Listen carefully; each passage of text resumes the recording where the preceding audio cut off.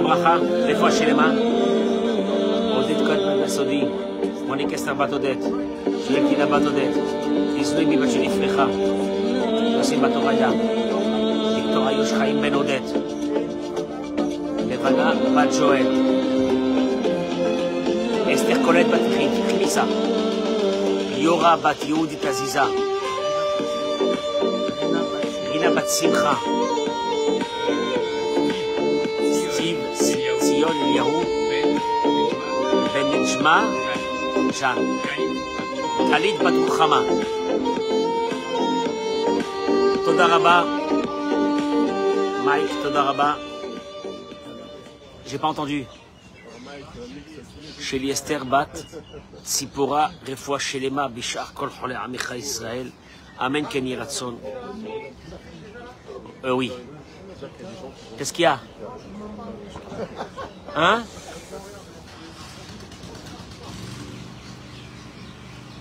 Tu m'aurais dit avant.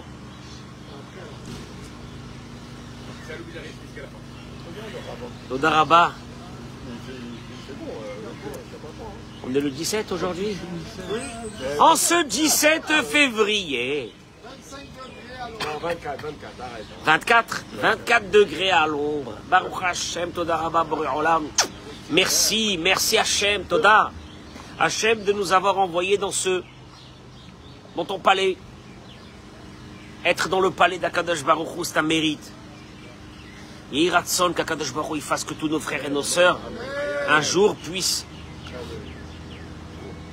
dévoiler leur âme en Israël. C'est là où tu dévoiles ton âme. C'est ici. C'est ici où tous les artifices disparaissent et tu dévoiles vraiment ton âme. Me'ezrat Hashem. Ce matin, le message que je voudrais vous transmettre ce matin, qui est pour moi fondamental, le respect de l'autre, l'amour que tu donnes à l'autre, le respect que tu lui donnes, sera un vecteur pour faire passer toutes les valeurs que tu as envie de faire passer ou tous les messages que tu as envie de faire passer. Mais ça sera obligé que ça passe par ce vecteur qui s'appelle l'amour, le respect. Alors, je vais t'expliquer parce que le respect, ça va très loin dans la Torah. On est dans la paracha de Mishpatim ce matin, j'attends que nos amis se connectent. Bruchim et Bruchot Abaot, que Dieu soit avec vous. Partagez ce cours, Bezrat Hashem, cette belle journée qui s'annonce. Hein, Richard? Où tu vas aller? Tu vas aller à la plage? Qu'est-ce que tu vas faire? Tu es en train de bronzer. Baruch Hashem. La Torah, au tout début de la paracha de Mishpatim, nous on s'attend à avoir des lois extraordinaires, fondamentales, le Shabbat, la cacheroute, qu'est-ce qu'on peut rajouter, la prière, etc. Oui ou non? Les premières lois. On vient de recevoir la Torah. La parachat Mishpatim, ils sont encore devant le mont Sinaï. Ve'ele, le Vav de Ve'ele, il est venu faire une connexion avec la paracha de la semaine dernière pour nous dire que Ma'elumi Sinaï a fait l'Oubé Sinaï. Même comme les 10 commandements ont été donnés au mont Sinaï, ceux-là aussi ils ont été donnés au mont Sinaï. Donc on est dans le moment le plus important du peuple d'Israël. Et la Torah commence et elle te dit, toi tu t'attends à des lois sur les sacrifices, je sais pas moi, qu'est-ce qu'il peut y avoir comme loi très importante, Olivier, sur la prière, etc. Hein? Le service divin. La Torah commence. Kitikne eved ivri, sheshanim ya'avod ou bashiviri yetzel achov shichinam. L'histoire elle parle d'un monsieur qui a volé. Ce sont les mots du Rashi. Chez Machruhu bignevato, il dit Rashi. Il a été vendu parce qu'il a volé et il n'a pas d'argent pour rembourser. Alors, entre guillemets, il est vendu. Ça ne veut rien dire le mot il est vendu. L'histoire elle est très simple. On prend ce monsieur. On dit à quelqu'un, tu veux l'acheter?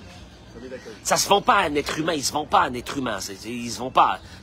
C'est pas un service, c'est pas un esclave. Mais on lui dit, tu peux l'acheter pour maximum 6 ans.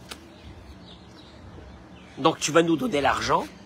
Cet argent déjà va nous permettre de payer les victimes du vol, ce qui est déjà en soi très intéressant.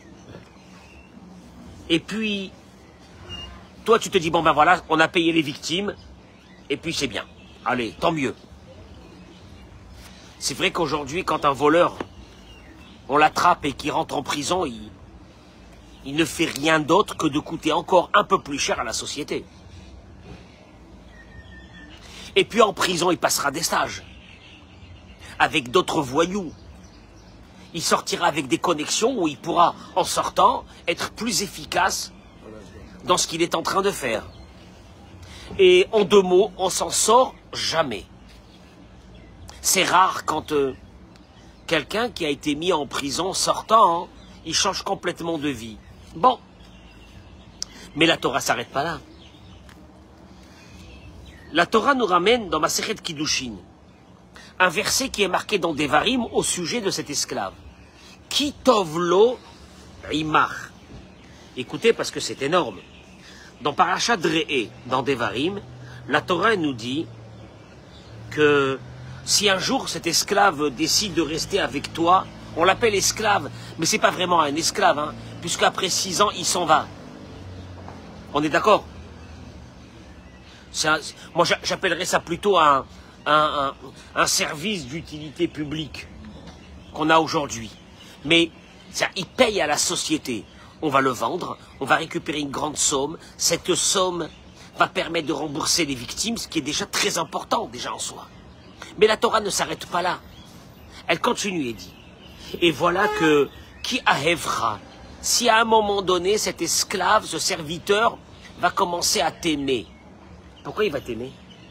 J'ai jamais vu un esclave aimer son propriétaire. C'est dans Devarim. Bah, la Torah nous dit, tu sais pourquoi il va t'aimer? Ki tovlo aimar. Je traduis les mots. Car c'est bien pour lui d'être avec toi. Je peux expliquer? Allez, on va rentrer dans une idée, elle est une idée fondamentale dans le peuple d'Israël. C'est la première loi de la Torah. Tu me suis? On vient de faire les 10 commandements. C'est la première loi de la Torah. Une histoire bizarre d'un type qui a volé, on va le vendre, etc. La Gemara de Masechet Kiddushin a dit, Ki tovlo imach, il sera bien avec toi. Et imach bema'achal ve'imach be'mishte. Il sera bien avec toi dans la nourriture, il sera bien avec toi dans la boisson. Shelo te'ata ochel pat nekia ve'u pat keva. Il sera strictement interdit que toi, le propriétaire, tu manges un pain blanc et lui, il mangera un pain noir. Toi, tu bois yaïn yachan, toi, tu bois un millésime, ve'u shote yaïn chadash. Et à lui, tu lui donnes un... Comment on appelle ce vin-là que chaque année... un Beaujolais. Un Beaujolais. Ata yashen al gabe mouchin. Toi, tu dors sur un lit douillet. Ve'u yashen al gabe teven. Et que lui dormira sur une paillasse. Mikan amrou. Écoutez les mots du Talmud. Olivier, écoute. Mikan amrou. De là, mais ce que je vais vous dire, c'est le fondamental de la Torah. Première loi de la Torah. Première loi, c'est un truc de fou. De là, nous apprenons. Kolakone eved. Tout celui qui achète un serviteur, qui connaît adon le atzmo, fin de la Gemara de Masechet Kiddushin. C'est comme si qu'il a acheté un maître. Tosfot dans Ramen, de la part du Yerushalmi, connaît adon le atzmo, il s'est acheté un maître. Ça va plus loin que ça. Que si le propriétaire n'a qu'un seul oreiller, tu connais qu'on arrive à un certain âge, on a besoin d'oreillers. Et pas n'importe quel oreiller. Moi, je vais acheter mes oreillers spéciaux dans... Ah oui, ah moi, il me faut des oreillers. Mes enfants, quand ils rentrent dans ma chambre à coucher, ils me disent, papa, tu dors assis. Un bon oreiller. Oui ou non? Et lui, il n'a pas d'oreiller. Tu prends ton oreiller, tu dois lui donner. Eh oh, on se calme, doucement. Le Maharam Shif, dans Baba Mtsia, page Samerbet, il ramène. Allo bechol la Torah kula batzinu she'adinu shechayecha kodmin. Lechayecha vecha. Le Maharam Shif, il pose une question. C'est quoi cette histoire? Dans toute la Torah, il est écrit que chayecha kodmim lechayecha vecha. Je traduis les mots. Si tu peux sauver ta peau, dans la Torah, il y a une mitzvah de sauver ta peau avant celle d'un autre. Bah oui. Hein? De là sortiront des lois dans la Torah que par exemple, si tu sais pas nager et tu vois quelqu'un qui est en train de se noyer, c'est dur, hein? Maintenant que tu sais que si tu vas aller pour le sauver, tu peux avoir une chance de le sauver, mais toi, tu le payeras par ta vie. La Torah, elle te dit que ta vie passe avant. Tu as une gourde d'eau, vous êtes deux dans le désert. C'est dur, hein? Si tu partages avec lui, vous allez mourir vous deux. Quel choix cornélien. Qu'est-ce qu'on fait? Hein? Qu'est-ce qu'on fait? Alors, ta vie, elle est avant les autres. J'ai pas compris si ma vie, elle est avant les autres. Ce blédard, ce voleur que j'ai fait rentrer chez moi à la maison, je dois tout lui donner à lui avant moi. Un voleur. Un voleur. Un voleur, c'est quelqu'un qui a décidé de rien faire de sa vie et de voler les autres pour vivre. Et c'est devenu aujourd'hui un concept, Marcel. Un concept. Je parlerai de ça cette semaine. C'est pas le sujet aujourd'hui. Je sais pas s'il y a encore des rabbins qui parlent sur ça parce que c'est leur fonds de commerce aussi. Je sais pas si on parle sur ça. Mais moi j'ai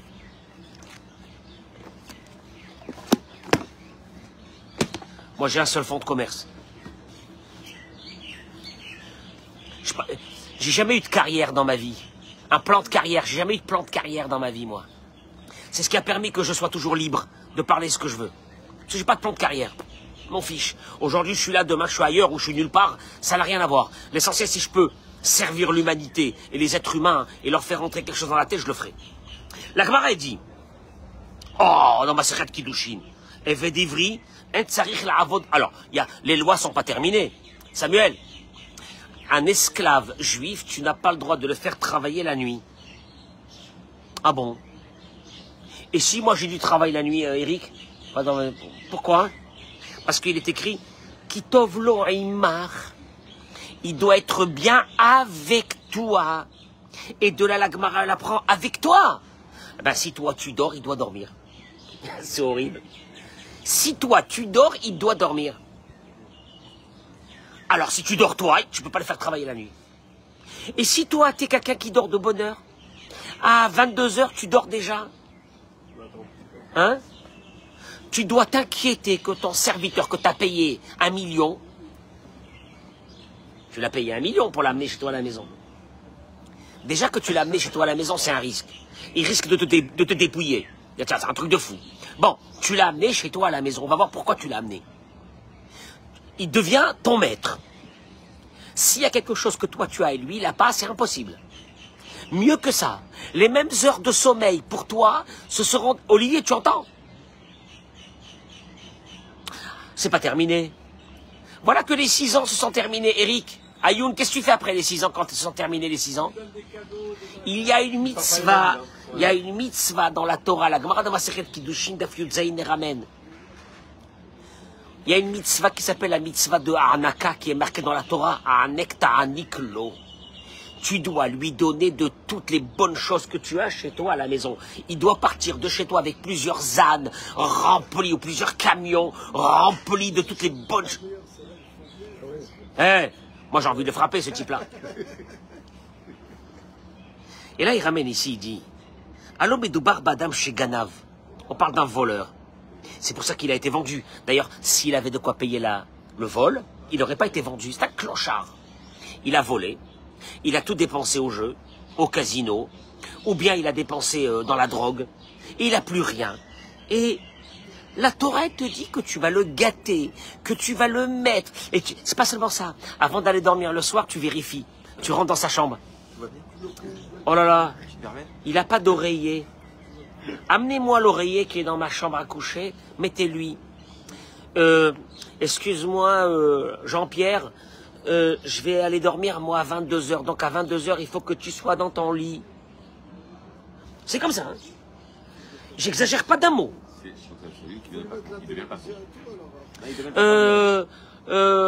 Il y a qu'un seul steak à manger. C'est lui qui le mangera. Le soir. Dis-moi. Je m'arrête ici, tu fais quoi, toi?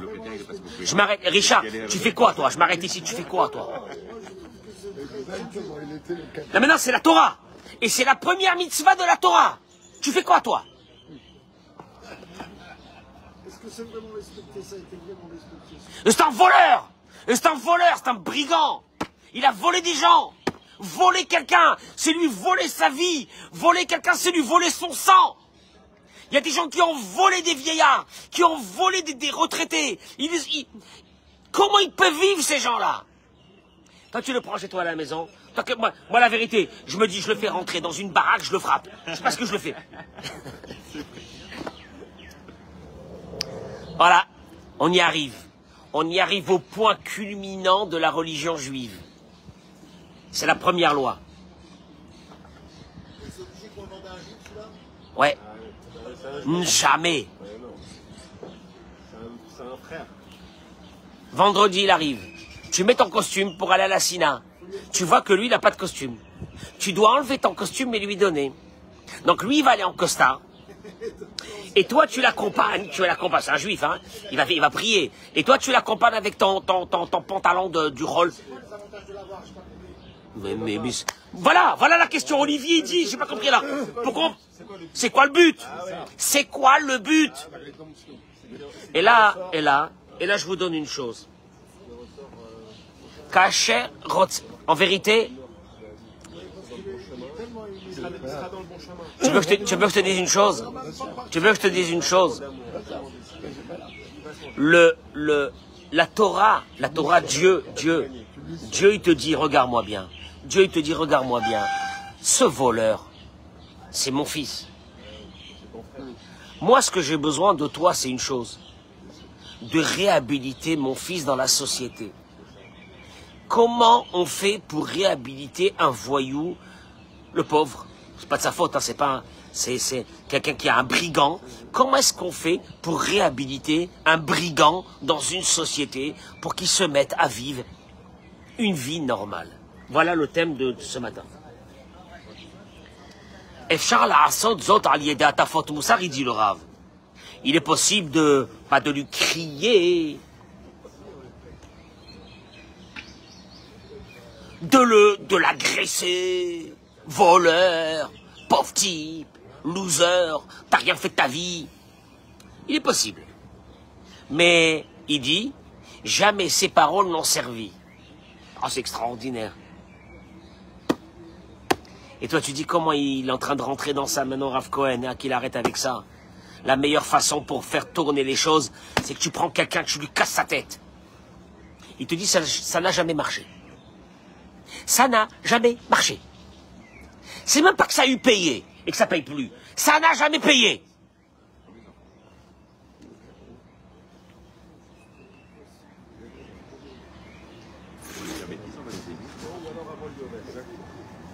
Il ramène, il te dit une chose.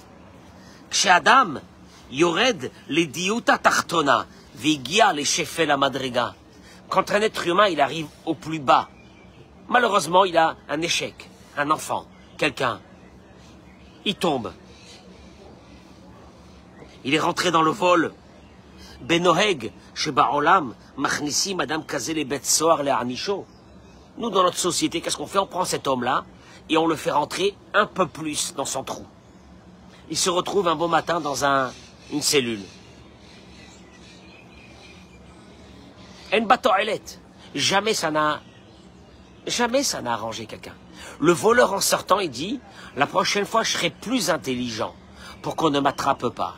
C'est-à-dire qu'on est vers une société qui est en évolution perpétuelle vers sa perdition.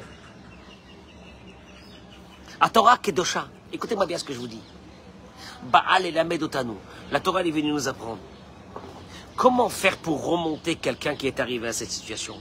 Chez Gana, Venimkar, ou Nimtsa, chez Shanim, ou Roe, Ketzad Adono, Nizar Bichvodo, Venoten Lord Viaod. Olivier, pendant 6 ans, il va avoir devant lui, pendant 6 ans, un homme qui a voué, c'est un grand sadique, celui qui a acheté un serviteur comme ça, c'est un grand sadique. Il voit comment cet homme il lui rend son honneur. Il lui donne une dimension d'être humain. En 2 mots, la Torah te dit, tu sais pourquoi quelqu'un va devenir un voleur? C'est quand il a perdu tout honneur de lui-même. Quelqu'un qui a l'honneur de lui-même à un niveau très élevé, il peut pas se perdre. Il a une éthique morale à travers ce niveau de valeur qu'il a. Il a une éthique morale. Il peut pas descendre. Tu sais quand est-ce que tu t'es retrouvé tout en bas? C'est quand la société ou ta vie a fait que tu t'es retrouvé en bas. Et quand tu as dit que de toute façon de toi il n'y a rien qui sortira. Et que tu es à moins que rien. Et de là, te retrouver en train de faire des bêtises. C'est tout à fait normal.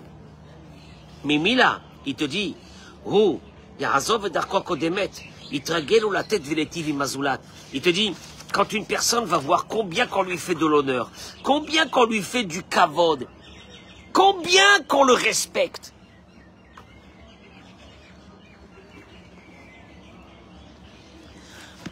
Nous, on a pensé que la manière forte était une manière valable.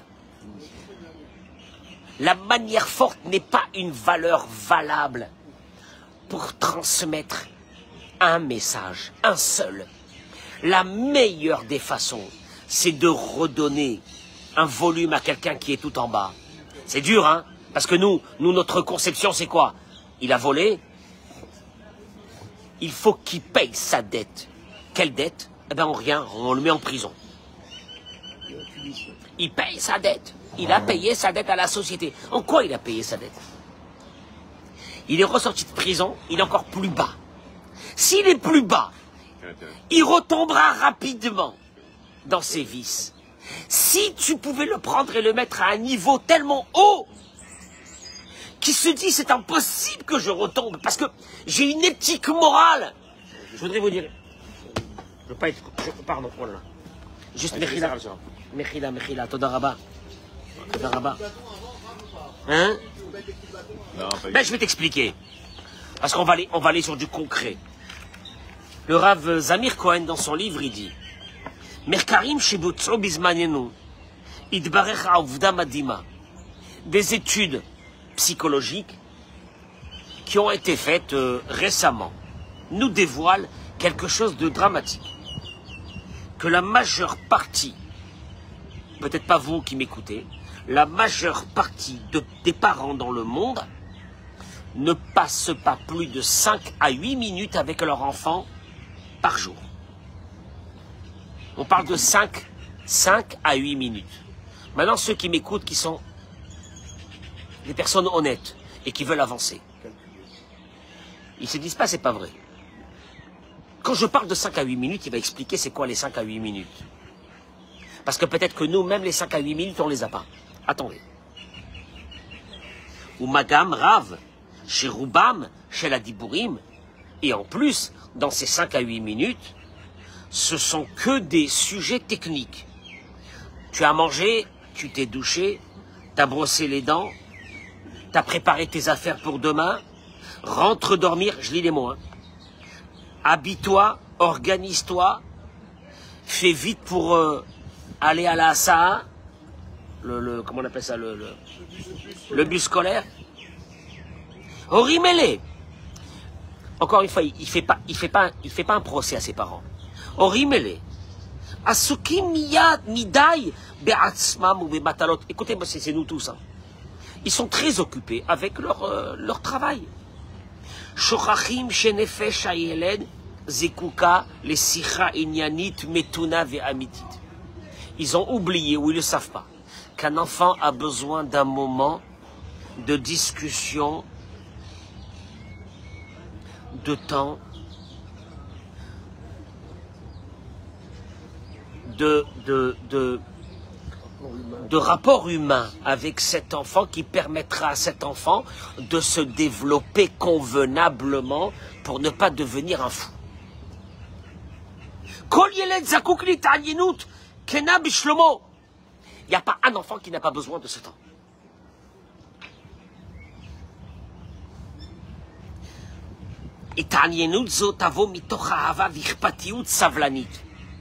Et ce temps-là, où tu développes un rapport avec lui, doit venir mitoch ahava, d'un amour, irpatiyut. Ça veut dire tu veux savoir qu'est-ce qui se passe dans la vie de cet enfant. Savlanout, avec beaucoup de patience. Il te dit, encore une fois, faire attention de ne pas trop rentrer dans la vie d'un enfant, mais d'arriver avec lui jusqu'à, en ayant établi un lien dans la journée où tu t'assois avec un enfant et tu discutes, qui puisse faire sortir, s'il a des choses à faire sortir qui lui pèsent sur son cœur, il sentira que le terrain il est prêt pour faire sortir. Il te dit, sachez que pas les neurones, on va dire les antennes d'un enfant sont très développées, beaucoup plus que ce qu'on peut le savoir. Il sait, d'après le ton de ta parole, de tes yeux, de la façon de te conduire. Est-ce que quand tu lui as dit comment ça va, comment s'est passée la journée, est-ce que c'est sincère? Est-ce que vraiment tu as envie de savoir comment ça s'est passé la journée, ou tu le fais juste parce qu'il faut le faire? Yeled,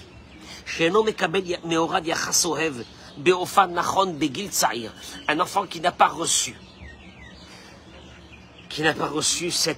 ce lien d'amitié, il appelle ça un lien d'amitié, un lien d'amour avec les parents, il ne ressent pas un lien d'âme avec ses parents quand il a grandi. Et il ne faut pas être surpris qu'en arrivant à l'âge adulte, il n'a pas envie de conseils de ses parents. Et même mieux que ça, il les rejette. Parce que pour lui, ses parents étaient une famille technique, il appelle ça le Rav, une famille technique. Fais ça, va faire ça, etc. Pendant des années. Et donc, ce sont des gens techniques, des techniciens qui sont avec lui. Sa mère, c'est une technicienne pour lui faire à manger, s'occuper de sa maison, etc. Son père, c'est pour aller chercher de l'argent et pour payer tout ce qu'on a besoin.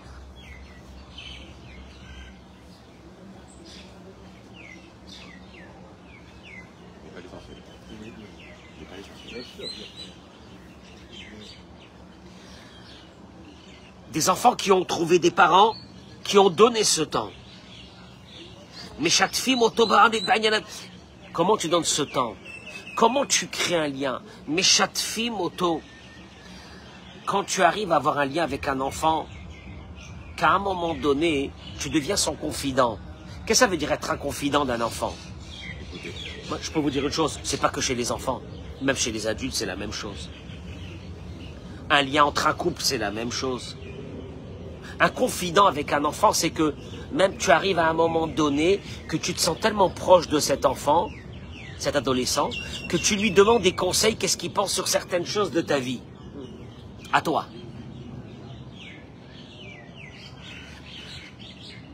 À qui tu demandes conseil?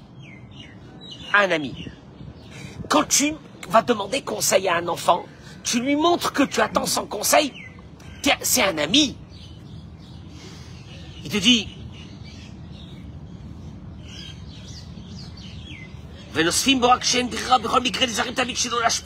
et qu'on fait attention de cet enfant-là, jamais, même quand ça ne va pas, de jamais dégrader l'honneur d'un enfant parce que ça ne va pas. J'explique. Il est strictement interdit de dégrader l'honneur de quelqu'un parce que ça ne va pas. Tu peux lui dire que ça ne va pas, comme tu dirais que ça ne va pas à ton patron. Hein? Patron. Attention. Est-ce que ton patron, tu vas le traiter de tous les noms? Non. Ah bah non, c'est ton patron. Et là, il termine et il dit que il y a beaucoup de parents qui diront, mais moi, je ne fais pas partie de cette catégorie. Alors, il te dit, je vais te poser une petite question technique. Un enfant qui retourne du GAN, ou un adolescent, la maman, elle est occupée, elle prépare à manger, elle prépare le truc, elle s'occupe des enfants, etc. Voilà que cet enfant, il va venir. Il va lui dire, maman, regarde ce que j'ai fait à l'école. Oh, c'est beau, c'est super, qu'on la cavote. Je suis fier de toi. Et puis tu continues à tes affaires. Tu crois qu'il n'a pas compris? Il n'a pas compris qu'en fait, tu mets aucune importance à ce qu'il a fait.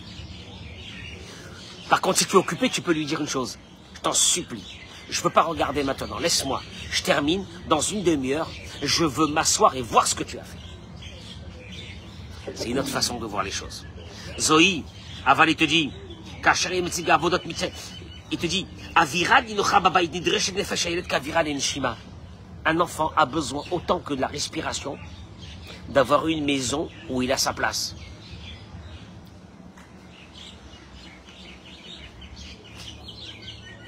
בכל מקרה, בורר חלוקה על דעת ההורה השני, ואינו מצליח למשול ברוחו ולפתור את המחלוקת. Il te dit une chose, très important, très important. להורים לתת את הדעת שלכל הפחות למען הילד, יש להימנע. Il dit le Rav, je vous en supplie, ne vous disputez pas les parents devant les enfants.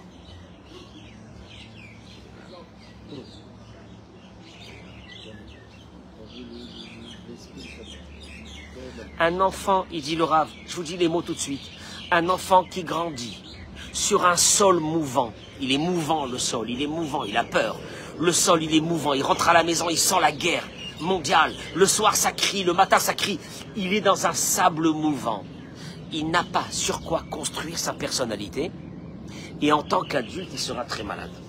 Et je peux le répéter tous les matins s'il le faut, c'est pas grave, je le répéterai tous les matins, nous on a fait ces erreurs. Mais moi, je le répète, moi, j'avais pas de rabbinim à qui écouter, qui me parle de ça. Moi, j'avais des rabbinim qui nous parlaient de la paracha de la semaine que j'ai envie de les prendre et de les pendre aujourd'hui. La paracha de la semaine. Le rabbin, il parle de la paracha de la semaine. Je parle pas des rabbins en France.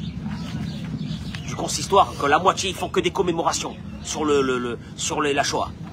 Il y a pas que la Shoah, il y a aussi la génération d'aujourd'hui. Occupez-vous de la génération d'aujourd'hui, à la place de faire des commémorations sur ceux qui sont morts. Ceux qui sont morts, paix à leur âme.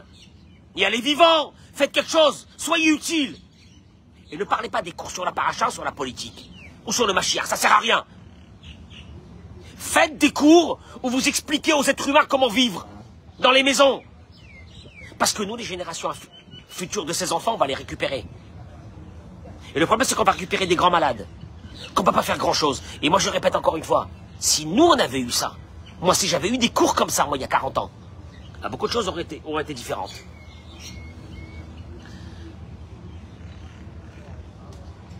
Et Fichach, il termine et il dit, regardez, quand on parle d'un projet d'une maison, c'est pas un projet d'une maison où un homme et une femme qui s'aiment, vont se marier, et puis il y a la maison qui va se faire. Il y a un vrai projet. Le vrai projet, il passe d'abord par une chose, l'entente des parents qui doit être obligatoire. Sans ça, c'est une folie chez les enfants qui vont sortir. 1. De 2. Le temps que tu vas mettre avec ces enfants, où tu vas développer, il faut savoir, Georges, il faut savoir développer des liens. Il faut qu'on apprenne à développer des liens. Parce que c'est grâce à ces liens qu'on va leur transmettre. On va leur transmettre qu'ils existent. On va leur transmettre on va leur transmettre que, intrinsèques eux-mêmes, ils valent quelque chose. Il y a beaucoup de gens qui ont tellement mis dans les carrières, parce que on leur a pas dit qu'ils étaient bien, même sans carrière. Que pour eux, la carrière, c'est à la vie, à la mort. Parce que pour eux, ils vivent à travers cette carrière. Et moi, je t'aurais dit une chose. Que tu sois le plus grand loser du monde, je vais t'aimer, je t'adore. T'as rien fait de ta vie, je m'en fiche. Mais t'es quelqu'un de bien. Mais t'es quelqu'un de bien. Tu vois un peu l'idée? Et je termine par une dernière chose qui dit. Et Shna Morim, il parle de la société d'aujourd'hui, qu'on est très occupé toute la journée. Et que, Oula Mishnam, il te dit, il y a beaucoup de personnes qui ont quand même de quoi vivre. Mais, par choix, ils ont choisi la carrière. Si encore ils étaient menacés de ne pas avoir de quoi manger et dormir, ils ne parlent pas de cela. Une maison ou quoi. Mais de ceux qui ont mis. Et que ils arrivent très tard le soir. Je suis désolé de vous parler de ça. Mais quand je vois une maison où il y a une nounou, jusqu'à 22 heures, une nounou, j'ai envie de dire à ses parents, je peux vous poser une petite question technique. Pourquoi vous avez mis des enfants au monde? Les plus belles années, c'est l'enfance qu'on a vécue avec nos parents. Moi, jusqu'à l'âge de 5-6 ans, j'ai pas été à l'école. J'ai vécu avec ma mère. On était famille nombreuse, hein. Mais chez nous, il n'y avait pas qu'on jetait les enfants. Eh ben, mon père, il travaillait. Ce qu'il ramenait, il ramenait. Mais ma mère, elle s'occupait des enfants à la maison. Aujourd'hui, c'est plus difficile, je le conçois. Mais on a une force que ces 5 années, ces 5 premières années. Quand je vois aujourd'hui mes filles qui doivent travailler, qui jettent leur bébé à 6 mois, j'ai envie d'aller là, moi là-bas au GAN et prendre mes petits-enfants et les amener chez moi à la maison. C'est horrible. Il n'a rien fait pour être à 6 mois dans un... Il n'a rien fait pour être à 6 mois dans une crèche. Un bébé n'a pas été fait. Un bébé n'a pas été mis au monde pour être mis dans une crèche. Il faut dire les mots. Bon, la société, elle est comme ça, elle est comme ça, elle est comme ça. Et puis on peut pas faire autrement. Mais un enfant, il a besoin de la chaleur de sa mère. Il a besoin de la chaleur de ses parents. Il te dit, il est possible que cet enfant recevra tout ce qu'il a besoin au niveau matériel. Ou là, mettre un hydrache dans la nefesh. Mais ce qu'il a besoin pour son âme. Ce temps avec son papa et sa maman. Cet amour. Cette aracha, comment on dit aracha, cette considération. Qu'il a tellement besoin, qui est la chose la plus chère, la plus importante de sa vie, il ne va pas la recevoir. Alors, moi je vais te dire une chose, la Torah, en vérité, la Torah, quand elle te dit la loi des esclaves, on s'en fiche de la loi des esclaves. La Torah, elle est en train de te dire une chose. Tu veux construire l'âme de quelqu'un, c'est l'amour, c'est le temps, c'est pas des mauvaises paroles, c'est pas des agressions. Parce que cet esclave, en vérité, qu'est-ce qu'on devrait lui faire là? C'est un voleur, un escroc. Vas-y, prends un bâton tous les matins, tu le frappes. Tu dis, on va le redresser, on va le redresser. Et la Torah te dit, première mitzvah de la Torah, première, le juif. Je vais t'expliquer comment tu vas faire pour faire passer les valeurs, parce que sans ça, c'est la catastrophe.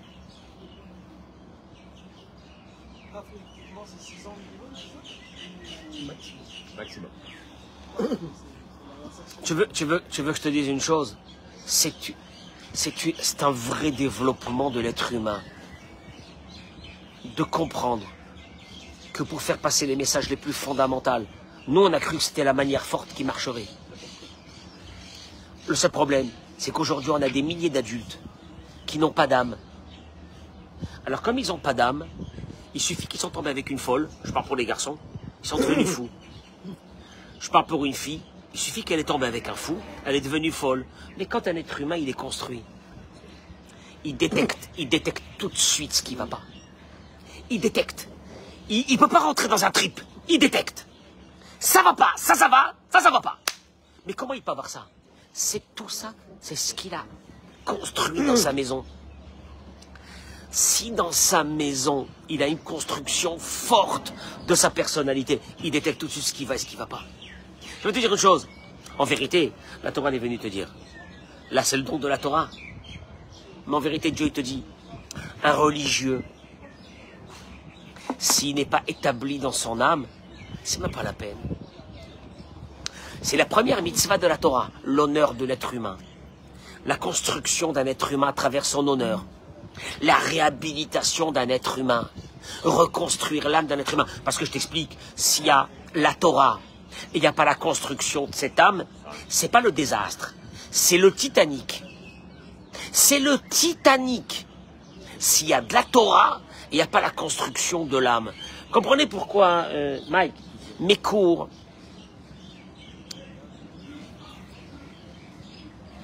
ne sont pas vus, mais de façon catégorique, par des personnes qui ne veulent pas reconstruire leur âme. Parce que ça... Non. Mais non.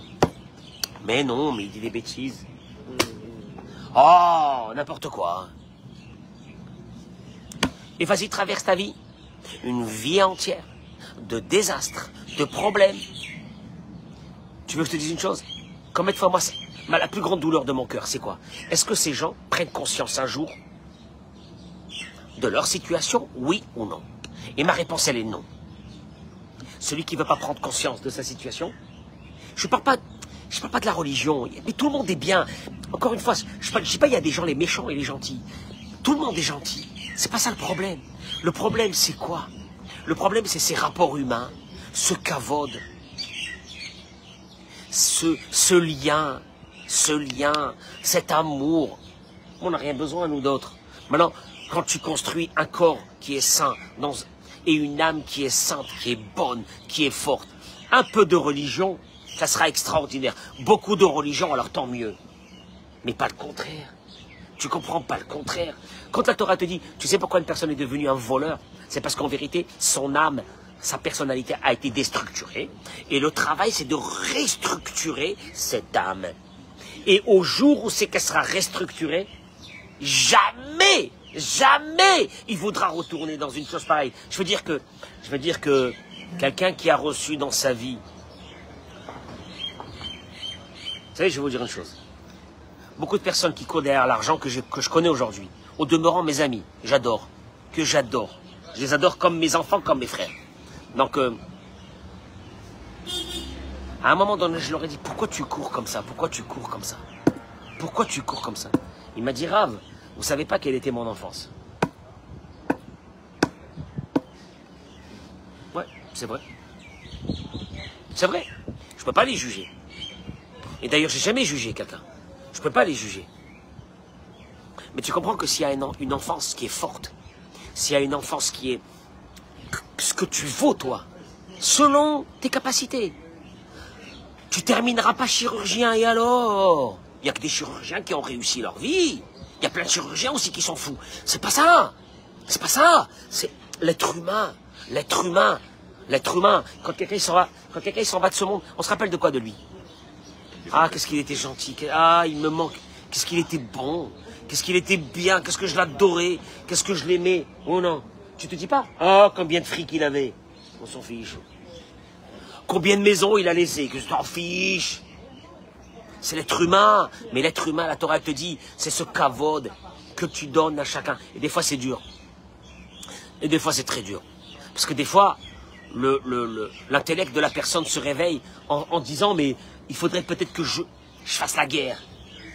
Je fasse la guerre à mort. Et la guerre à mort, elle a jamais marché. Si la guerre à mort, elle avait marché, la Torah t'aurait dit, tu prends ce serviteur-là et tu le mets dans un cachot avec un bout de pain et un petit verre d'eau une fois par semaine. On va le massacrer. Oh, on va le changer. Et là, regarde ce que te dit la Torah. Prends-le, mais il est chez toi. Et puis là, ce coin, bon matin, il va se lever, il va dire, je peux même pas me regarder dans la glace, dans le miroir. Je peux pas me regarder. Regarde le kavod qui me font tous ces gens-là autour de moi. Et moi, j'étais un voleur. J'ai volé, j'étais un escroc, une pourriture. Qu'est-ce que je vais faire de ma vie? Allez, on appelle ça la réhabilitation de l'être humain. Voilà, je vous remercie. Bracha vatzlacha, amen, ken yiratzon.